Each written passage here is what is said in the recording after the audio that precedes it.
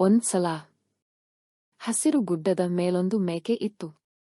ಹೆಸರು ಮಾವು. ಅವಳಿಗೆ ಹುಲ್ಲು ತಿನ್ನೋಕೆ ಇಷ್ಟ ಇರಲಿಲ್ಲ. ಅವಳು ಬಯಸಿದ್ದು ಮಾವಿನ ಜ್ಯೂಸ್. ಅವಳು ದೈನಂದಿನ ಜೀವನ ಬದಲಾಯಿಸಲು ತೀರ್ಮಾನಿಸಿದ್ಲು. ನಾನು ಬಿಸಿನೆಸ್ ಮಾವು ಆಗ್ತೀನಿ. ಒಂದು ದಿನ ಮಾರುಕಟ್ಟೆಗೆ ನುಗ್ಗಿದಳು.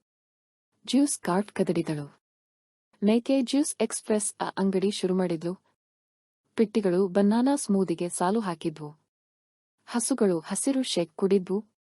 ಹುಳಿಗಳು ಪಪಾಯಿ ಫಿಜ್ ಕೇಳಿದ್ವು. ಅವಳು ಶ್ರೀಮಂತಳಾದಳು.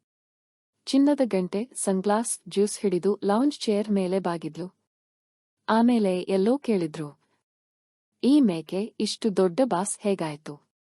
ಅವಳು ಹೀಗೆ ಹೇಳಿದಳು, ಹುಲ್ಲು ತಿನ್ನಬೇಡ್ರಿ, ಕ್ಲಾಸ್ ಚೇಸ್ ಮಾಡಿ. ಅಯ್ಯೋ ವಿಚಿತ್ರ ಅನ್ನೋ